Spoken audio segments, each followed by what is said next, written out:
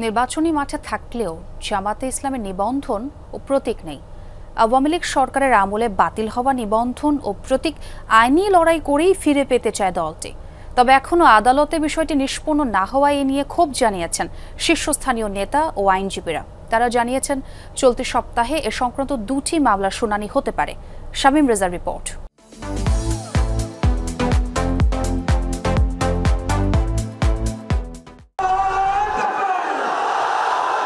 জাতীয় নির্বাচন ডিসেম্বরে নাকি আগামী বছরের জুনে, এ নিয়ে প্রশ্ন থাকলেও ভোটের প্রস্তুতিতে পিছিয়ে নেই জামাতে ইসলামী। এরই মধ্যে বেশিরভাগ আসনের সম্ভাব্য প্রার্থীদের নাম ঘোষণা করে প্রচার চালাচ্ছে দলটি। যদিও আওয়ামী লীগ সরকারের আমলে দলটির নিবন্ধন বাতিল হয়, সে সময় দলের নির্বাচনী প্রতীক দাড়িপাল্লাও হারায় দলটি। গণঅভ্যুত্থানে আওয়ামী লীগ সরকারের পতনের পর পরিস্থিতি পাল্টেছে। তবে 8 মাসেও জামাতের নিবন্ধন ও প্রতীক ফিরে পাওয়ার আবেদনের সুরাহা হয়নি উচ্চ আদালতে। আমাদের রেজিস্ট্রেশনকে তারা বাতিল ঘোষণা করেছে। আসলে এটা কোনো কর্নার থেকে তাদেরকে বাধ্য করেছে এই কাজটা করতে। এটা জুলুম এবং অন্যায় করা হয়েছে। এটা ইনসাফের পরিপন্থী একটা কাজ তারা করেছে। তো সামনে শুনানি হলে আমরা আশাবাদী ইনশাল্লাহ আমাদের অধিকার ফিরে পাবো, আমাদের রেজিস্ট্রেশন পাওয়া যাবে, আমাদের প্রতীকও ফিরে আসবে।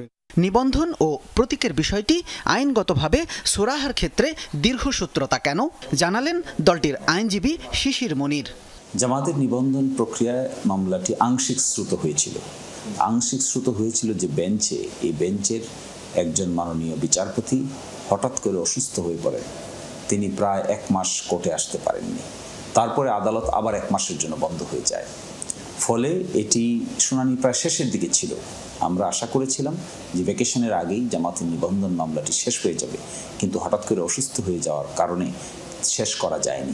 আপিল বিভাগে আইনি লড়াইয়ের মাধ্যমেই নিবন্ধন ও প্রতীক ফিরে পাবে জামাত, প্রত্যাশা তার। জামাতের এই রেজিস্ট্রেশনের সাথে একটি কথা অনেকের মধ্যেই কাজ করে, কনফিউশন, যে প্রতীক পাবে কিনা। একটি হলো রেজিস্ট্রেশন পাবে কিনা, আর একটি দাড়িপাল্লা প্রতীক পাবে কিনা। আমরা এরকম আইনি উদ্যোগ নিচ্ছি যে আইনি উদ্যোগের কারণে প্রতীকও পাওয়া যাবে, একই সাথে রেজিস্ট্রেশনও পাওয়া যাবে ইনশাআল্লাহ। এই ইস্যুতে উচ্চ আদালতের শুনানিতে কিছুটা বিলম্বিত হলেও কাঙ্ক্ষিত রায়ের ব্যাপারে আত্মবিশ্বাসী জামাতের নেতারা।